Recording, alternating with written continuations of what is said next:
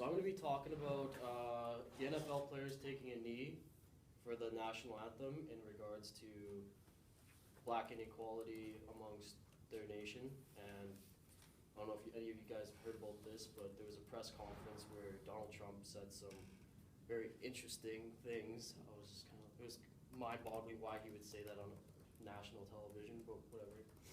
So to start off, Monday, September 25th, 2017, Dallas was playing in Arizona, and the entire team, including owners, faculty members, training staff, like players, everybody, they all lined up at center field and took a knee while linking arms before the national anthem, and then during the national anthem, since there was this whole, you can't take a knee, and that's disrespectful to our flag and heritage, so they decided, well, we'll take a knee before the flag to prove a point, and then during the national anthem, they stood and they linked arms in unity, was their main protest.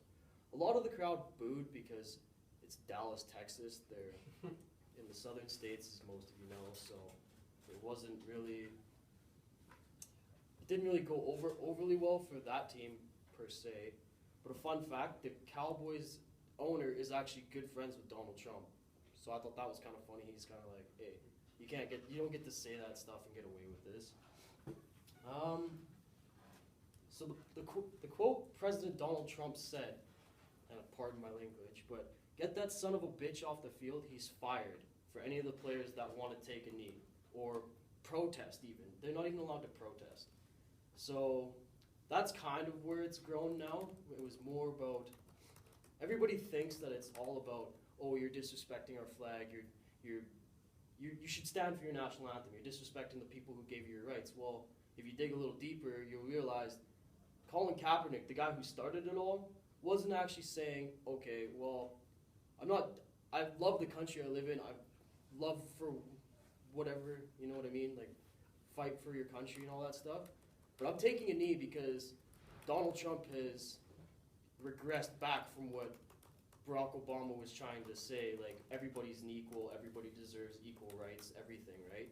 So that's kind of where it all started. And then Thursday night, September 28th, 2017, Green Bay and Chicago, both teams opted actually to take a knee before the national anthem and then stand for the national anthem linking arms at Lambeau Field, which is a very, if you're a football fan, Lambeau Field is one of the most known football fields in all of NFL history.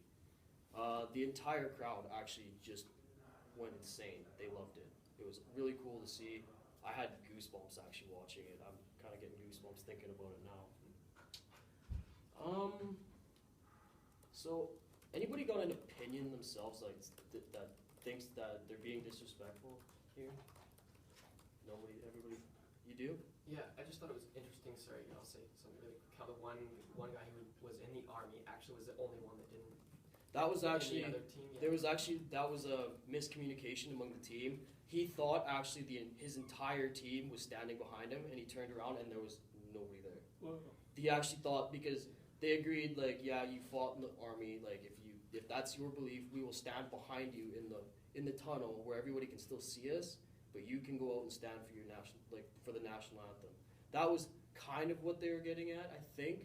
I didn't really read that much up on that player to begin with, but I think that's what I got off of my phone, basically, is that he was just, there was miscommunication, and it hasn't happened since. That team is all standing for the national anthem and linking arms, actually. And then on my way to Saskatchewan this weekend, I actually read an article that was like, really confused me. On October 2nd, 2017, in the New York Times, 2 high school football players, one chose to take a knee, and then the other one chose to raise his fist in protest at a high school football game. They didn't even get to play that game. They were asked to hand in their jerseys. They got kicked off the football team because they decided to protest against their government, not so much their country, but their government. And I was like, they're in high school, man. Like, they probably didn't even read anything about it. And then I actually read the quote of what the 18-year-old kid said. He said, that was not our intent. That wasn't Colin Kaepernick's intent. when he first kneeled. It's about police brutality and racial injustice. So take it how you really want it, but in my opinion, this entire situation is being blown out of proportion by media, fans, the president himself, and now it's just come down to, well, what is the players are, what are they actually fighting for now? Are they just fighting for their job, or are they protesting something that is bigger than all of them?